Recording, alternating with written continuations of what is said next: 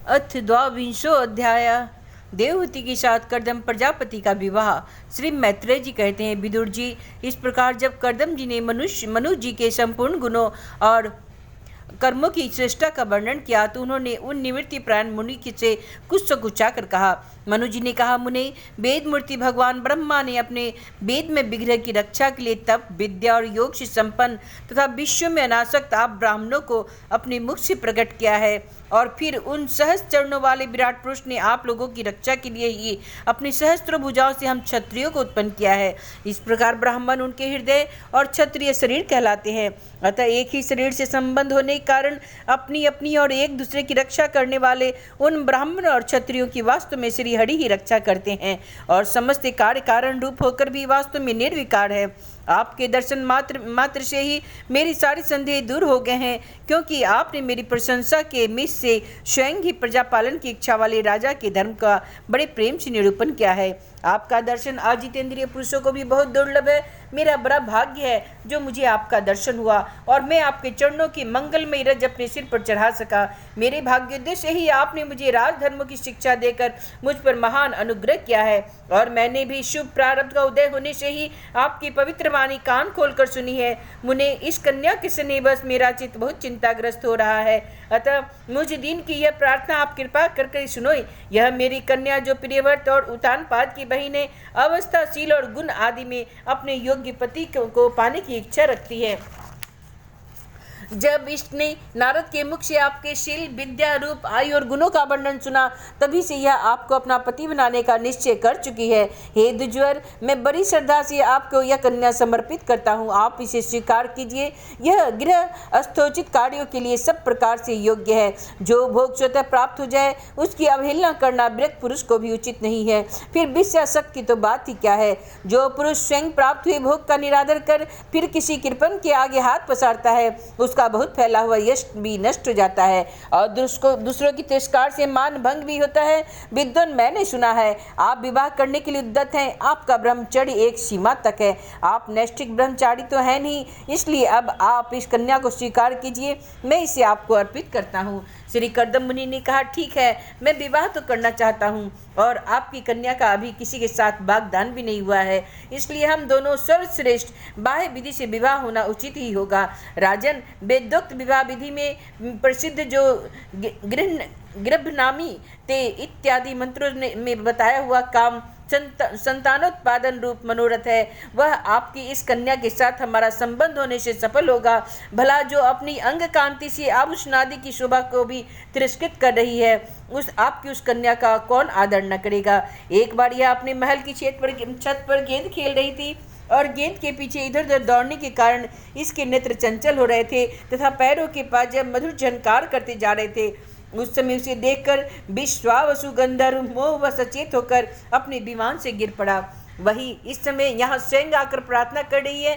ऐसी अवस्था में कौन समझदार पुरुष इसे स्वीकार न करेगा। यह तो साक्षात आप महाराज श्री शंभु की दुलारी कन्या और उत्तानपाद की प्यारी बहन है तथा यह रमणियों में भी रत्न के समान है। जिन लोगों ने कभी श्री लक्ष्मी जी के चरणों की उपासना नहीं की है, उन्हें तो इसका दर्शन भी नहीं हो सकता। अतः मैं आपकी इस साध्वी कन्या को अवश्य स्वीकार करूँगा, किंतु एक शर्त के साथ। जब तक इसकी संतान न हो जाएगी तब तक मैं गृहस्थ धर्मानुसार इसके साथ रहूँगा। उसके बाद भगवान के बताए हुए संन्यास प्रदान, हिंसा रहित सम दम आदि धर्मों का को ही अधिक महत्व दूंगा, जिससे इस विचित्र जगत की उत्पत्ति हुई है, जिनमें यह लीन हो जाता है और जिनके आश्रय से यह स्थित है। मुझे तो ये प्रजापति के ही पति भगवान श्री अनंत ही सबसे अधिक मान्य है। मैत्रेय जी कहते हैं, प्रचंड धनुर्धर विदुर कर्दम जी केवल इतना ही कह सके, फिर वे हृदय में भगवान कमल नाम का ध्यान करते हुए मौन हो गए। उस समय उनके मंद हास्युक्त मुख कमल को देखकर देवहूति का चित्त लुभा गया। मनु जी ने देखा इस संबंध में महारानी शत्रुपा और राजकुमारी की स्पष्ट अनुमति है, अतः उन्होंने अनेक गुणों से संपन्न कर्दम जी को उन्हीं के समान गुणमती कन्या का प्रसन्नतापूर्वक दान कर दिया। महारानी शत्रुपा ने भी बेटी और दामाद को बड़े प्रेम पूर्वक बहुत से बहुमूल्य वस्त्र, आभूषण और गृह गृहस्थोचित पात्रादित्य दहेज में दिए। इस प्रकार सुयोग्य वर को अपनी कन्या देकर महाराज मनु निश्चिंत हो गए। चलती बार वियोग न सह सकने के कारण उन्होंने उत्कंठावश बेहलचित होकर उसे अपनी छाती से लिपटा लिया और बेटी बेटी कहकर रोने लगे। उनकी आंखों से आंसुओं की झड़ी लग गई और उन्होंने देवहूति के सारे बाल भिगो दिए। फिर वे मुनिवर कर्दम से पूछकर उनकी आज्ञा से रानी के सहित रथ पर सवार हुए और अपने सेवकों सहित ऋषि कुल सेवित सरस्वती नदी के दोनों तीर पर मुनियों के आश्रमों की शोभा देखते हुए अपनी राजधानी में चले गए। जब ब्रह्मावर्त की प्रजा को यह समाचार मिला कि उसके स्वामी आ रहे हैं, तब वह अत्यंत आनंदित होकर स्तुति गीत एवं गाजे बाजे के साथ अगवानी करने के लिए ब्रह्मावर्त की राजधानी से बाहर आई। सब प्रकार की संपदाओं से युक्त बहिष्मती नगरी मनुजी की राजधानी थी, जहाँ पृथ्वी को रसातल से ले आने के पश्चात शरीर कंपाते समय श्री बराह भगवान के रोम झरकर गिरे थे। वे रोम ही निरंतर हरे भरे रहने वाले कुश और काश हुए, जिनके द्वारा मुनियों ने यज्ञ में विघ्न डालने वाले दैत्यों का तिरस्कार कर भगवान यज्ञ पुरुष की यज्ञों द्वारा आराधना की। महाराज मनु ने श्री बराह भगवान से भूमि रूप निवास स्थान प्राप्त होने पर इसी स्थान में कुश और काश की बढ़ी बिछाकर श्री यज्ञ भगवान की पूजा की थी। जिस बहिष्मतीपुरी में मनु जी निवास करते हैं, उसमें पहुंचकर उन्होंने अपने त्रितापनाशक भवन में प्रवेश किया। वहां अपनी भार्या और संतति के सहित वे धर्म, अर्थ और मोक्ष के अनुकूल भोगों को भोगने लगे। प्रातः काल होने पर गंधर्वगण अपनी स्त्रियों के सहित उनका गुणगान करते थे, किंतु मनु जी उसमें आसक्त न होकर प्रेम पूर्ण हृदय से श्री हरि की कथाएं ही सुना करते थे। वे इच्छानुसार भोगों का निर्माण करने में कुशल थे, किंतु मननशील और भगत परायण होने के कारण भोग उन्हें किंचित भी विचलित नहीं कर पाते थे। भगवान विष्णु की कथाओं का श्रवण, ध्यान, रचना और निरूपण करते रहने के कारण उनके मनवंतर की व्यतीत करने वाले क्षण कभी व्यर्थ नहीं जाते थे। इस प्रकार अपनी जागृत आदि तीनों अवस्था अथवा तीनों गुणों को अभिभूत करके उन्होंने भगवान वासुदेव के कथा प्रसंग में अपने मनवंतर के 71 चतुर्युग पूरे कर दिए। व्यास नंदन विदुर जी, जो पुरुष श्रीहरि के आश्रित रहता है, उसे शारीरिक, मानसिक, दैविक, मानुषिक अथवा भौतिक सुख किस प्रकार कष्ट पहुंचा सकते हैं। मनुजीव निरंतर समस्त प्राणियों के हित में लगे रहते हैं। मुनियों के पूछने पर उन्होंने मनुष्यों के तथा समस्त वर्ण तथा आश्रमों के अनेक प्रकार के मंगल में धर्मों का भी वर्णन किया, जो मनुष्य संहिता के रूप में अब भी उपलब्ध है। जगत के सर्वप्रथम सम्राट महाराज मनु वास्तव में कीर्तन के योग्य थे। यह मैंने उनके अद्भुत चरित्र का वर्णन किया। अब उनकी कन्या देवहूति का प्रभाव सुनो। इति श्रीमद्भागवते महापुराणे परमहंस्या संहितायां तृतीय स्कंधे 22 अध्याय अथ 23 अध्याय कर्दम और देवहूति का विहार। श्री मैत्रेय जी ने कहा, विदुर जी, माता पिता के चले जाने पर पति के अभिप्राय को समझ लेने में कुशल साध्वी देवहूति कर्दम जी को प्रतिदिन प्रेम पूर्वक सेवा करने लगी। ठीक उसी तरह जैसे श्री पार्वती जी शंकर की सेवा करती हैं। उनमें काम, वासना, दम, द्वेष, लोभ, पाप और मद का त्याग करके बड़ी सावधानी और लगन के साथ सेवा में तत्पर रहकर विश्वास, पवित्रता, गौरव, संयम, शुश्रूषा, प्रेम और मधुर भाषण आदि गुणों से अपने परम तेजस्वी पतिदेव को संतुष्ट कर लिया।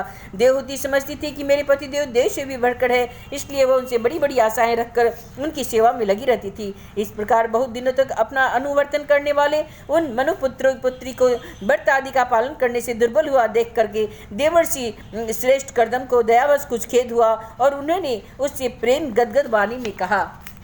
कर्दम जी बोले, मनु नंदिनी, तुमने मेरा बड़ा आदर किया है। मैं तुम्हारी उत्तम सेवा और परम भक्ति से बहुत संतुष्ट हूँ। सभी देहधारियों को अपना शरीर बहुत प्रिय और एवं आदर की वस्तु होता है, किंतु तुमने मेरी सेवा के आगे उसके छीन होने की भी कोई परवाह नहीं की। अतः अपने धर्म का पालन करते रहने से मुझे तप, समाधि, उपासना और योग के द्वारा जो भय और शोक से रहित भगवत प्रसाद स्वरूप विभूतियाँ प्राप्त हुई है, उन पर मेरी सेवा के प्रभाव से अब तुम्हारा भी अधिकार हो गया है। मैं तुम्हें दिव्य दृष्टि प्रदान करता हूँ, उसके द्वारा तुम उन्हें देखो।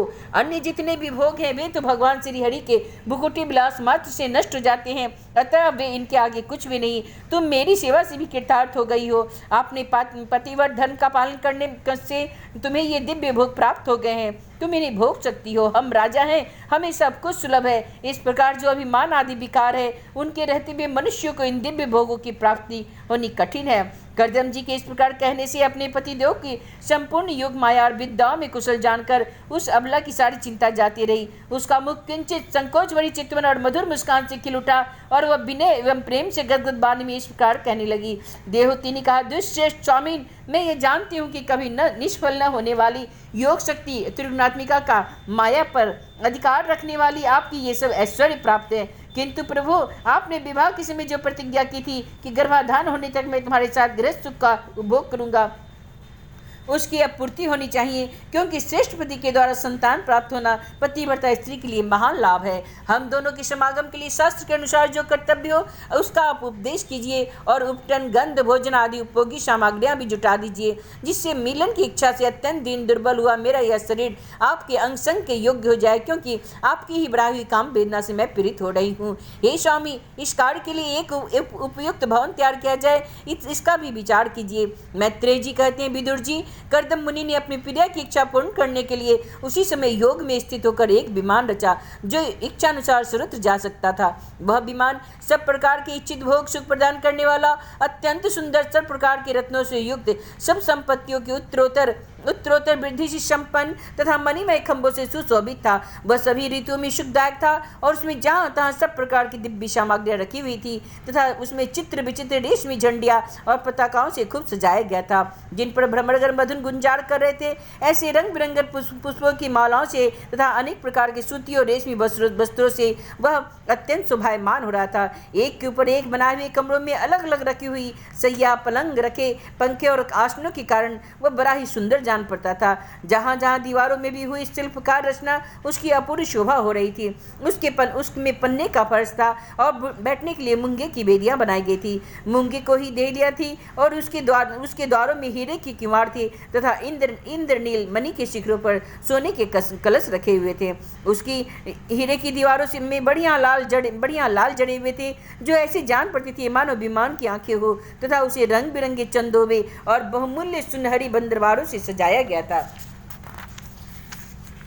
उस विमान में जहाँ तहाँ कृत्रिम हंस और कबूतर आदि पक्षी बनाए गए थे, जो बिल्कुल सजीव से मालूम पड़ते थे। उन्हें अपना सजातीय समझकर बहुत से हंस और कबूतर उनके पास बैठ कर अपनी बोली बोलते थे। उनमें सुविधा अनुसार क्रीड़ा स्थली, शयन गृह, बैठक आंगन और चौक आदि बनाए गए थे, जिसके कारण वह विमान स्वयं करदम जी को भी विस्मित सा कर रहा था। ऐसी सुंदर घर को भी जब देवहूति ने बहुत प्रसन्न चित्त से नहीं देखा, तो सबके आंतरिक भाव को परख लेने वाले करदम जी ने स्वयं ही कहा, भीरू, तुम इस बिंदु सरोवर में स्नान करके विमान पर चढ़ जाओ। यह विष्णु भगवान का रचा हुआ तीर्थ मनुष्य को सभी कामनाओं की प्राप्ति कराने वाला है। कमल लोचना देवहूति ने अपने पति की बात मानकर सरस्वती के पवित्र जल से भरे हुए उस सरोवर में प्रवेश किया। उस समय वह बड़ी मैली कचौली साड़ी पहनी हुई थी। उसके सिर के बाल चिपक जाने से उनमें लटे पड़ रही थी। शरीर में मैल जमा था तथा शरीर भी कांतिहीन हो गया था। सरोवर में गोता लगाने पर उसके भीतर एक महल में 1000 कन्याएं देखी। वे सभी किशोर अवस्था की थी और उनके शरीर में कमल की गंध आ रही थी। देवहूति को देखते ही वे सभी स्त्रियां खड़ी हो गई और हाथ जोड़कर कहने लगी, हम आपकी दासियां हैं, हमें आज्ञा दीजिए, हम आपकी क्या सेवा करें। विदुर जी, तब स्वामिनी को सम्मान देने वाली उन रमणियों ने बहुमूल्य मसालों और गंध आदि से मिश्रित मनुष्यनी देवहूति को स्नान कराया और उससे नवीन और निर्मल वस्त्र पहनने को दिए। फिर उन्होंने वे बहुत मूल्य के बड़े सुंदर और कांतिमान आभूषण, सर्वगुण संपन्न भोजन और पीने के लिए अमृत के समान स्वादिष्ट आसव प्रस्तुत किए। अब देवहूति ने दर्पण में अपना प्रतिबिंब देखा तो उसे मालूम हुआ भांति भांति के सुगंधित फूलों के हारों से विभूषित है, स्वच्छ वस्त्र धारण किए हुए है, उसका शरीर भी निर्मल और कांतिमान हो रहा है। उन्होंने कन्याओं के बड़े आदरपूर्वक उनका मांगलिक श्रृंगार किया, उनके उन्हें सिर से स्नान कराया। स्नान के पश्चात अंग अंग सभी आभूषणों से सजाए गए। तब उनके गले में हार, लील का, हाथों में कंगन, पैरों में चमचमाते हुए सोने के पाजब, कमर में पड़ी हुई सोने की रत्न जड़ित कड़घनी बहुमूल्य मणियों के हार से और अंग अंग में लगे हुए कुंकुम आदि मंगल द्रव्यों से उनकी अपूर्व शोभा हो रही थी। उनका मुख सुंदर तथा मनोहर भुआएं, कमल की कली से स्पर्धा करने वाले प्रेम कटाक्ष में सुंदर नेत्र और नीली अलकावली से बड़ा ही सुंदर जान पड़ता था। विदुर जी, जब देवहूति ने अपने प्रिय पति देव का स्मरण किया तो वे अपनी को सहेलियों के सहित वहीं पाया जहाँ प्रजापति करदम जी विराजमान थे। उस समय अपने को सहस्त्र स्त्रियों के सहित अपने प्राणनाथ की समझ देखकर इसे अपने योग का प्रभाव समझकर देवहूति को बड़ा विस्मय हुआ। शत्रु विजय विदयी विदुर जी, जब करदम जी ने देखा कि देवहूति का शरीर स्नान करने से निर्मल हो गया है और विवाह काल से पूर्व उनका जैसा रूप था उसी रूप को पाकर वह पुरुष शुभाग से संपन्न हो रही है, तो उनका सुंदर शरीर भी ढका हुआ है। हजारों विद्याधारी उनकी सेवा में लगी हुई हैं और उनके शरीर पर बढ़िया बढ़िया वस्त्र शोभा पा रहे हैं। तब उन्होंने बड़े प्रेम से उन्हें विमान पर चढ़ाया। उस समय अपने प्रिया के प्रति अनुरक्त होने पर श्री कर्दम जी की महिमा भी कम नहीं थी। विद्याधारी अपने शरीर की सेवा करते कर रही थी। खिले हुए कुमुद के फूलों से श्रृंगार करके अत्यंत सुंदर बने हुए विमान पर वे इस प्रकार शोभा पा रहे थे, मानो आकाश में तारागण से घिरे हुए चंद्रदेव विराजमान हो रहे हैं। उस विमान पर निवास करके उन्होंने दीर्घ काल तक कुबेर जी के समान मेरू पर्वत की घाटियों में विहार किया। वे घाटियां 8 लोकपालों की बिहार भूमि है। उनमें कामदेव को बढ़ाने वाले शीतल मंद सुगंध वायु चलकर इनकी कमनीय शोभा का विस्तार करती है तथा श्री गंगा जी के स्वर्गलोक से गिरने की मंगलमय ध्वनि निरंतर गूंजती रहती है। उस समय भी दिव्य विद्याधारी का समुदाय उनकी सेवा में उपस्थित था और सिद्धगण वंदना किया करते थे। इसी प्रकार प्राण प्रिया देवहूति के साथ उन्होंने वैस्त्रम्भक, सुरसन, नंदन, पुष्पभ्रत और चैत्ररथ आदि अनेकों देवधानों तथा मानस सरोवरों में अनुराग पूर्वक विहार किया। उन कांतिमान और इच्छानुसार चलने वाले श्रेष्ठ विमान पर बैठकर वायु के समान सभी लोकों में विचरते हुए कर्दम जी विमान बिहारी देवताओं से भी आगे बढ़ गए। विदुर जी, जिन्होंने भगवान के भव विहारी पवित्र पाद पदों का आश्रय लिया, उन धीर पुरुषों के लिए कौन सी वस्तु या शक्ति दुर्लभ है। इस प्रकार महायोगी कर्दम जी ये सारा भूमंडल जो द्वीप वर्ष आदि की विचित्र रचना के कारण बड़ा आश्चर्य में प्रतीत होता है, अपनी प्रिया को दिखाकर अपने आश्रम को लौटाए। फिर उन्होंने अपने को 9 रूपों में विभक्त कर अत्यंत उत्सुक मनुख वाले देवहूति को आनंदित किया और बहुत वर्षों तक विहार किया, किंतु इतना लंबा समय होने उनका एक मुहूर्त के समान बीत गया। उस विमान में सुख बढ़ाने वाली बड़ी सुंदर सैया का आश्रय ले परम रूपवान देवहूति का इतना काल कैसे बीता, उन्हें कुछ ही जानना पड़ा। इस प्रकार दोनों दंपति योग बल से सैकड़ों वर्षों तक विहार करते रहे और वह काल बहुत थोड़े ही समय में निकल गया। आत्मज्ञानी कर्दम जी सब प्रकार के संकल्पों को जानते थे, अतः देवहूति संतान प्राप्ति के लिए उत्सुक देखकर भगवान के आदेश को स्मरण करके उन्होंने स्वरूप के 9 विभाग किए तथा कन्याओं की उत्पत्ति के लिए एकाग्रचित्त से अर्धांग रूप में अपनी पत्नी की भावना की। इससे देवहूति के एक साथ ही 9 कन्याएं पैदा हुई। वे सभी सर्वांग सुंदरी थी और उनके शरीर में लाल कमल की सी सुगंध निकलती थी। इसी समय शुद्ध स्वभाव वाली सती देवहूति ने देखा पूर्व प्रतिज्ञा के अनुसार उनके पतिदेव संन्यास ग्रहण करना चाहते हैं।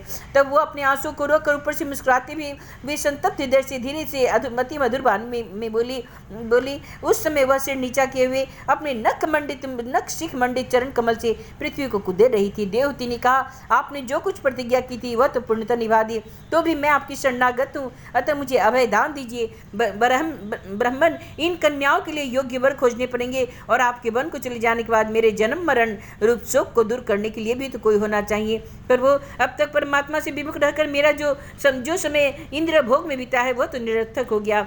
आपके इस परम प्रभाव को न जानने के कारण ही मैंने इंद्रों के विषय में आसक्त रहकर आपसे अनुराग किया, तथापि यह भी मेरे संसार भय को दूर करने वाला ही होना चाहिए। अज्ञानवश असत पुरुषों के साथ किया हुआ जो संग संसार बंधन का कारण होता है, वही सत पुरुषों के साथ किए जाने पर असंगता प्रदान करता है। संसार में जिस पुरुष के कर्मों से न तो धर्म का संपादन होता है, न वैराग्य उत्पन्न होता है और न भगवान की सेवा ही संपन्न होती है, वह पुरुष तो जीते जी मुर्दे के समान है। अवश्य मैं भगवान की माया से बहुत ठगी गई, जो आप जैसे मुक्तिदाता पति को पाकर भी मैंने संसार बंधन से छूटने की इच्छा नहीं की। इति श्रीमद्भागवते महापुराणे परमहंस्या संहितायां तृतीय स्कंधे कपिलेयोपाख्याने त्रयोविंशो अध्याय। अथ 24वां अध्याय। श्री कपिल देव जी का जन्म। श्री मैत्रेय जी कहते हैं, उत्तम गुणों से सुशोभित मनु कुमारी देवहूति ने जब ऐसी वैराग्य युक्त बातें कही, तब कृपालु कर्दम मुनि को भगवान विष्णु के कथन का स्मरण हो आया और उन्होंने उससे कहा। कर्दम जी बोले, हे दोष रहित राजकुमारी, तुम अपने विषय में इस प्रकार खेद न करो। तुम्हारे गर्भ में अविनाशी भगवान विष्णु ही पधारेंगे। प्रिय, तुम अनेक प्रकार के व्रतों का पालन किया है, अतः तुम्हारा कल्याण होगा। अब तुम संयम, नियम, तप और दान आदि करते हुए श्रद्धापूर्वक भगवान का भजन करो। इस प्रकार आराधना करने पर श्री हरि तुम्हारे गर्भ में अवतीर्ण होकर मेरा यश बढ़ाएंगे और ब्रह्म ज्ञान का उपदेश करके तुम्हारे हृदय की अहंकारमय ग्रंथि का छेदन करेंगे। श्री मैत्रेय जी कहते हैं, विदुर जी, प्रजापति कर्दम के आदेश में गौरव बुद्धि होने से देवहूति ने उस पर पूर्ण विश्वास किया और वह निर्विकार जगत गुरु भगवान श्री पुरुषोत्तम की आराधना करने लगी। इस प्रकार बहुत समय बीत जाने पर भगवान मधुसूदन कर्दम जी के आश्रम में पधारे। जैसे काष्ठ में अग्नि उसी समय आकाश में मेघ जल बरसाते हुए गरज गरज कर बाजी बजाने लगे। गंधर्व गण गान करने लगे और अप्सराएं आनंदित होकर नाचने लगी। आकाश से देवताओं की वर्षा हुई, दिव्य पुष्पों की वर्षा होने लगी। सब दिशाओं में आनंद छा गया। जलाशयों का जल निर्मल हो गया और सभी जीवों के मन प्रसन्न हो गए। इसी समय सरस्वती नदी से घिरे हुए कर्दम जी के उस आश्रम में मरीचि आदि मुनियों के सहित श्री ब्रह्मा जी आए। शत्रुदमन विद्रु जी स्वतः सिद्ध ज्ञान से संपन्न अजन्मा ब्रह्मा जी को यह मालूम था कि साक्षात पर ब्रह्म भगवान विष्णु सांख्य शास्त्र का उपदेश करने के लिए अपने विशुद्ध सत्व में अंश में अवतीर्ण हुए हैं। अतः भगवान जिस कार्य को करना चाहते हैं उसका उन्होंने विशुद्ध चित्त से अनुमोदन एवं आदर किया और अपनी संपूर्ण इंद्रियों से प्रसन्नता प्रकट करते हुए कर्दम जी ने इस प्रकार कहा। श्री ब्रह्मा जी ने कहा, प्रिय कर्दम, तुम दूसरों को मान देने वाले हो।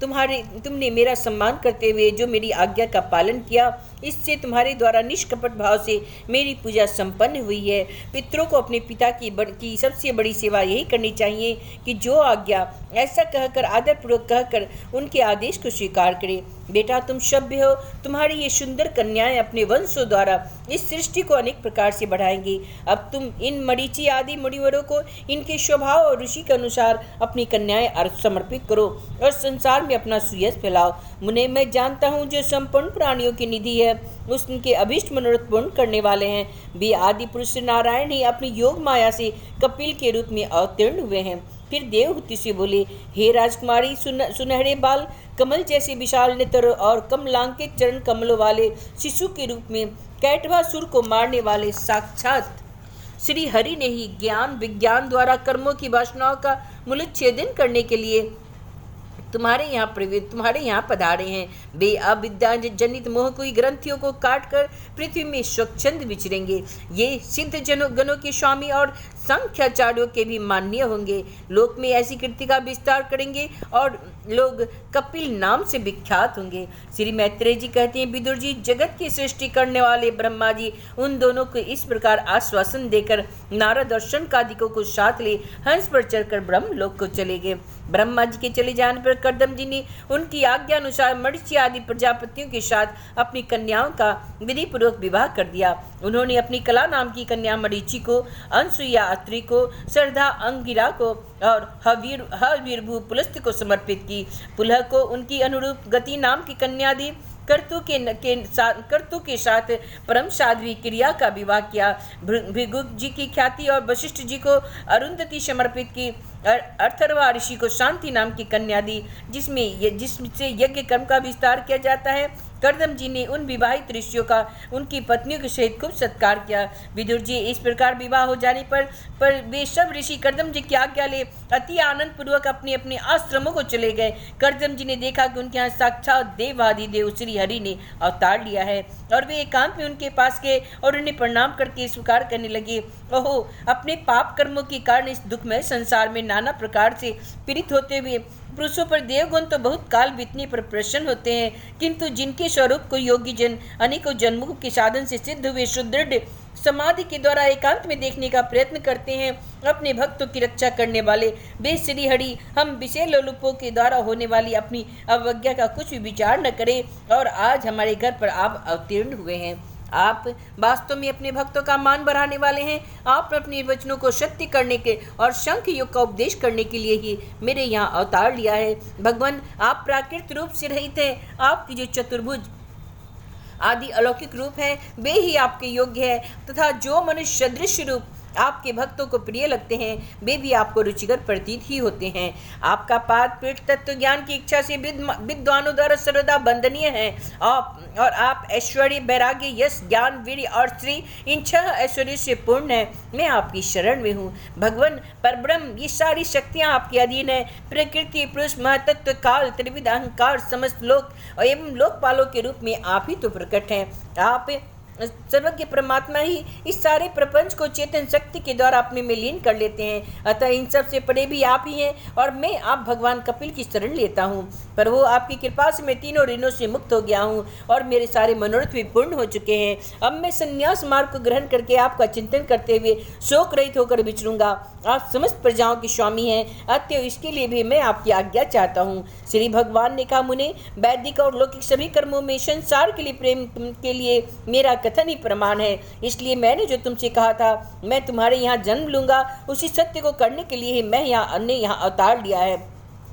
इस श्लोक में मेरा यह जन्म लिंग शरीर से मुक्त होने की इच्छा वाले मुनियों के लिए आत्मदर्शन में उपयोगी प्रकृति आदि तत्वों का विवेचन करने के लिए हुआ है। आत्मज्ञान का यह सूक्ष्म मार्ग बहुत समय से लुप्त हो गया है, इसे फिर से परिवर्तित करने के लिए ही मैंने यह शरीर ग्रहण किया है, ऐसा तुम जानो। मुने, मैं आज्ञा देता हूँ कि तुम इच्छा अनुसार जाओ और अपनी संपूर्ण कर्म मुझे अर्पण करते हुए दुर्जय मृत्यु को जीतकर मोक्ष पद प्राप्त करके मेरा भजन करो। मैं स्वयं प्रकाश और संपूर्ण जीवों के अंतःकरणों में रहने वाला परमात्मा ही हूँ। अतः जब तुम विशुद्ध बुद्धि के द्वारा अपने अंतःकरण में मेरा साक्षात्कार कर लोगे, तब सब प्रकार के शोकों से छुटकर निर्भय पद को प्राप्त कर लोगे। माता देवहूति को भी मैं संपूर्ण कर्म से छुड़ाने वाला आत्मज्ञान प्रदान करूंगा, जिससे संसार भय से पार हो जाएगी। इसलिए मैत्रेय जी कहते हैं, भगवान कपिल के इस प्रकार कहने पर प्रजापति कर्दम जी उनकी परिक्रमा कर प्रसन्नतापूर्वक वन को चले गए। वहाँ अहिंसा में संन्यास धर्म का पालन करते हुए वे एकमात्र श्री भगवान की शरण हो गए तथा अग्नि और आश्रम का त्याग करके निसंग भाव से पृथ्वी पर विचरने लगे। जो कार्य करण से अतीत है, सत्व आदि गुणों का प्रकाशक एवं निर्गुण है और अनन्य भक्ति से ही प्रत्यक्ष होता है, उस पर ब्रह्म में उन्होंने अपना मन लगा दिया। वे अहंकार, ममता, सुख दुख आदि द्वंद्व से छुटकर समदर्शी हो सब में अपनी आत्मा को ही देखने लगे। उनकी बुद्धि अंतर्मुख एवं शांत हो गई। उस समय धीर कर्दम जी शांत लहरों वाले समुद्र के समान जान पड़ने लगे। परम भक्ति भाव के द्वारा शंतरयामी सर्वज्ञ श्री वासुदेव जी में चित्त स्थिर हो जाने से वे सारे बंधनों से मुक्त हो गए। संपूर्ण भूतों में अपनी आत्मा श्री भगवान को और संपूर्ण भूतों को आत्मस्वरूप श्री हरि में स्थित देखने लगे। इस प्रकार इच्छा और द्वेष से रहित सर्वत्र सम बुद्धि और भगवत भक्ति से संपन्न होकर श्री कर्दम जी ने भगवान का परम पद प्राप्त कर लिया। इति श्रीमद्भागवते महापुराणे परमहंस्या संहितायां तृतीय स्कंधे कपिले चतुर्विंशो अध्याय अथ पंचविंशो अध्याय। देवहूति का प्रश्न तथा भगवान कपिल द्वारा भक्ति योग की महिमा का वर्णन। सोनक जी ने पूछा, सूत जी, तत्वों की संख्या करने वाले भगवान कपिल साक्षात जन्मा नारायण होकर भी लोगों को आत्मज्ञान का उपदेश करने के लिए अपनी माया से उत्पन्न हुए थे। मैंने भगवान के बहुत से चरित्र सुने हैं, तथापि इन योगी पुरुष श्रेष्ठ कपिल जी की कीर्ति को सुनते सुनते मेरी इंद्रिया तृप्त नहीं होती। सर्वथा स्वतंत्र श्रीहरि अपनी योग माया द्वारा भक्तों की इच्छा के अनुसार शरीर धारण करके जो लीलाएं करते हैं वे सभी कीर्तन करने योग्य है। अतः आप मुझे वे सभी सुनाइए, मुझे उनमें सुनने में बड़ी ही श्रद्धा है। सूत जी कहते हैं, मुने, आपकी ही भांति जब विदुर ने भी यह आत्मज्ञान विषयक प्रश्न किया तो श्री व्यास जी की सखा भगवान मैत्रेय जी प्रसन्न होकर इस प्रकार कहने लगे। श्री मैत्रेय जी ने कहा, विदुर जी, पिता के वन में चले जाने पर भगवान कपिल जी माता का प्रिय करने की इच्छा से उस बिंदु रस तीर्थ में रहने लगे। एक दिन तत्व समय के पारदर्शी भगवान कपिल कर्म कलाप से विरक्त हो आसन पर विराजमान थे। उस समय ब्रह्मा जी के वचनों का स्मरण करके देवहूति ने उनसे कहा। देवहूति बोले, भूमन प्रभु, इन दुष्ट इंद्रियों की विषय लालसा से तो मैं बहुत ऊब गई हूँ और इनकी इच्छा पूरी करते रहने से ही घोर अज्ञान अंधकार में पड़ी हुई हूँ। अब आपकी कृपा से मेरे जन्म परंपरा समाप्त हो चुकी है। इसी से तो इस दुष्ट अज्ञान अंधकार से पार लगाने के लिए सुंदर नित्य रूप आप प्राप्त हुए हैं। आप संपूर्ण जीवों के स्वामी भगवान आदि पुरुष हैं तथा अज्ञान अंधकार से अंधे पुरुषों के लिए नित्य स्वरूप सूर्य की भांति उदित हुए हैं। हे देव, इन देह गेह आदि में जो मैं और मेरे पन का दुराग्रह होता है वह भी आपका ही कराया हुआ है। अतः अब आप मेरे इस मोह को दूर कीजिए आप अपने भक्तों के संसार रूप वृक्ष के लिए कुठार के समान है। मैं प्रकृति और पुरुष का ज्ञान प्राप्त करने की इच्छा से आप शरणागत वत्सल की शरण में आई हूँ। आप भागवत धर्म जानने वालों में सबसे श्रेष्ठ है। मैं आपको प्रणाम करती हूँ। श्री मैत्रेय जी कहते हैं, इस प्रकार माता देवहूति ने अपनी जो अभिलाषा प्रकट की वह परम पवित्र और लोगों का मोक्ष मार्ग में अनुराग उत्पन्न करने वाली थी। उसे सुनकर आत्मज्ञ सत्पुरुषों की गति श्री कपिल जी उसकी मन ही मन प्रशंसा करने लगे। फिर मृदु मुस्कान से सुशोभित मुखार बिंद से इस प्रकार कहने लगे। भगवान कपिल ने कहा, माता, यह मेरा निश्चय है कि अध्यात्म योग ही मनुष्य के आत्यंतिक कल्याण का मुख्य साधन है। जहाँ सुख और दुख की सर्वथा निवृत्ति हो जाती है। साध्वी सब अंगों से संपन्न उस योग को मैंने पहले नारद आदि ऋषियों के सामने उनकी सुनने की इच्छा होने पर वर्णन किया था, वही अब मैं आपको सुनाता हूँ। इस जीव के बंधन और मोक्ष का कारण मन ही माना गया है। विश्व में आसक्त होने पर यह बंधन हेतु होता है और परमात्मा में अनुरक्त होने पर वही मोक्ष का कारण बन जाता है। जिस समय यह मन मैं और मेरेपन के कारण होने वाले काम, लोभ आदि विकारों से मुक्त एवं शुद्ध हो जाता है, उस समय यह सुख दुख से छुटकर सम अवस्था में आ जाता है। जब जीव अपने ज्ञान, वैराग्य और भक्ति से युक्त हृदय में आत्मा को प्रकृति से परे एकमात्र अद्वितीय भेद रहित स्वयं प्रकाश सूक्ष्म अखंड और उदासीन सुख दुख शून्य देखता है तथा प्रकृति को शक्तिहीन अनुभव करता है। योगियों के लिए भगवत प्राप्ति के निर्मित सर्वात्मा श्री हरि के प्रति की हुई भक्ति के समान कोई मंगलमय कार्य है भी नहीं। विवेकी जन संग या आसक्ति को ही आत्मा का अच्छेद बंधन मानते हैं, किंतु वही संग या आसक्ति जब संतों महापुरुषों के प्रति हो जाती है तो मोक्ष का खुला द्वार बन जाती है। जो लोग सहनशील, दयालु, समझदारियों के अकारण ही तो किसी के प्रति भी शत्रु भाव न रखने वाले, शांत सरल स्वभाव और सत्पुरुषों का सम्मान करने वाले रहते हैं, जो मुझ में अनन्य भाव से सुदृढ़ प्रेम करते हैं, मेरे लिए संपूर्ण कर्म तथा अपने सगे संबंधियों को भी त्याग देते हैं और मेरी परायण रहकर मेरी पवित्र कथाओं का श्रवण कीर्तन करते हैं तथा मुझ में ही चित्त लगाए रहते हैं, उन भक्तों की संसार के तरह तरह के ताप कोई कष्ट नहीं पहुंचाते हैं। साध्वी ऐसे सर्व संग प्रत्यागी महापुरुष ही साधु होते हैं। तुम्हें उन्हीं के संग की इच्छा करनी चाहिए, क्योंकि वे आसक्ति से उत्पन्न सभी दोषों को हर लेते हैं। सत्पुरुषों के समागम से मेरे पराक्रमों का यथार्थ ज्ञान कराने वाली तथा हृदय और कानों को प्रिय लगने वाली कथाएं होती है। उनका सेवन करने से शीघ्र ही मोक्ष मार्ग में श्रद्धा, प्रेम और भक्ति का क्रमशः विकास होता है। फिर मेरी सृष्टि आदि लीलाओं का चिंतन करने से प्राप्त हुई भक्ति के द्वारा लौकिक एवं पारलौकिक सुखों में वैराग्य हो जाने पर मनुष्य सावधानता पूर्वक योग के भक्ति प्रधान सरल उपायों में से समाहित होकर मनोनिग्रह के लिए यत्न करेगा। इस प्रकार प्रकृति के गुरु से उत्पन्न हुए शब्द आदि विषयों का त्याग करने से, वैराग्य युक्त ज्ञान से, योग से और मेरे प्रति की हुई सुदृढ़ भक्ति से मनुष्य मुझ अपनी अंतरात्मा को इस देह में ही प्राप्त कर लेता है। देवहूति ने कहा, भगवान, आपकी समुचित भक्ति का स्वरूप क्या है और मेरी जैसी अबलाओं के लिए कैसी भक्ति ठीक है, जिससे कि मैं सहज में ही आपके लिए के निर्वाण पद को प्राप्त कर सकूं। निर्वाण स्वरूप प्रभु आपके द्वारा तत्व ज्ञान होता है और जो लक्ष्य को भेदने वाले बाण के समान भगवान की प्राप्ति कराने वाला है, वह आपका कहा हुआ योग्य कैसा है और उसके कितने अंग है। हरे, यह सब आप मुझे उस प्रकार समझाइए जिससे आपकी कृपा से मैं मंदमती स्त्री जाति भी इस दुर्बोध विषय की कोई सुगमता को समझ सकूं। श्री मैत्रेय जी कहते हैं, विदुर जी, जिसके शरीर से उन्होंने संग जन्म लिया था, उस अपनी माता का ऐसा अभिप्राय जानकर कपिल जी के हृदय में स्नेह उमड़ आया और उन्होंने प्रकृति आदि तत्वों का निरूपण करने वाले शास्त्र का, जिसे सांख्य कहते हैं, उपदेश दिया। साथ ही भक्ति विस्तार एवं योग का भी वर्णन किया। श्री भगवान ने कहा, माता, जिसका चित्त एकमात्र भगवान में लग गया है, ऐसे मनुष्य की वेद विहित कर्मों में लगी हुई तथा विश्व का ज्ञान कराने वाली कर्मेंद्रिय और ज्ञानेंद्रिय दोनों प्रकार की इंद्रियों की जो सत्य मूर्ति श्री हरि के प्रति स्वाभाविक की प्रवृत्ति है, वही भगवान की अहेतुक भक्ति है। यह मुक्ति तो मुझसे भी बढ़कर है, क्योंकि जठरानल जिस प्रकार खाए हुए अन्न को पचाता है, उसी प्रकार यह भी कर्म संसार के भंडार रूप लिंग शरीर को तत्काल भस्म कर देती है। मेरी चरण सेवा में प्रीति रखने वाले और मेरी ही प्रसन्नता के लिए समस्त कार्य करने वाले कितने भी बड़भागी भक्त हैं, जो एक दूसरे से मिलकर प्रेम पूर्वक मेरे ही पराक्रमों की चर्चा किया करते हैं, मेरे साथ एक ही भाव सायुज्य मोक्ष की भी इच्छा नहीं करते। माँ, वे साधुजन अरुण नयन एवं मनोहर मुखार वृंद से युक्त मेरे परम सुंदर वरदायक दिव्य रूपों को झांकी करते हैं और उनके साथ सब प्रेम संभाषण भी करते हैं, जिसके लिए बड़े बड़े तपस्वी भी लालायित रहते हैं। दर्शनीय अंग प्रत्यंग, उद्दार हास विलास, मनोहर चितवन और सुमधुर वाणी से युक्त मेरे उन रूपों को की माधुरी में उनका मन और इंद्रियां फंस जाती है। ऐसी मेरी भक्ति न चाहने पर भी उन्हें परम पद की प्राप्ति करा देती है। अविद्या की निवृत्ति हो जाने पर यद्यपि वे मुझ मायापति के सत्यादि लोगों को भोग संपत्ति भक्ति की प्रवृत्ति के पश्चात स्वयं प्राप्त होने वाली अष्ट सिद्धि अथवा बैकुंठ लोक के भगवद्य ऐश्वर्य की भी इच्छा नहीं करते, तथापि मेरे धाम में पहुंचने पर उन्हें ये सब विभूतियां स्वयं ही प्राप्त हो जाती है, जिनका एकमात्र मैं ही प्रिय आत्मा पुत्र मित्र गुरु शहृद और इष्ट देव हूँ। वे मेरे ही आश्रय में रहने वाले भक्तजन शांति में बैकुंठ धाम में पहुंचकर किसी प्रकार भी इन दिव्य भोगों से रहित नहीं होते और न ही उन्हें मेरे कालचक्र ग्रस सकता है।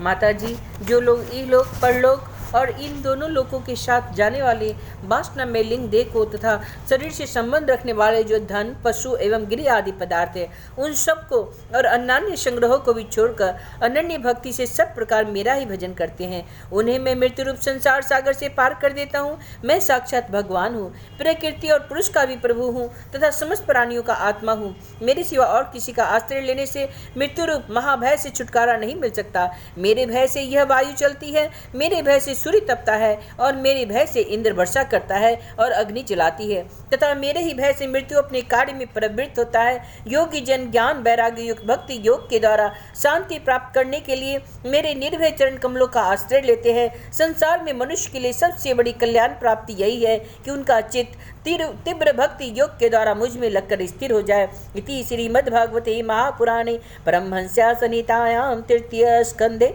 कपिलोपाख्याने पंचविंशो अध्याय।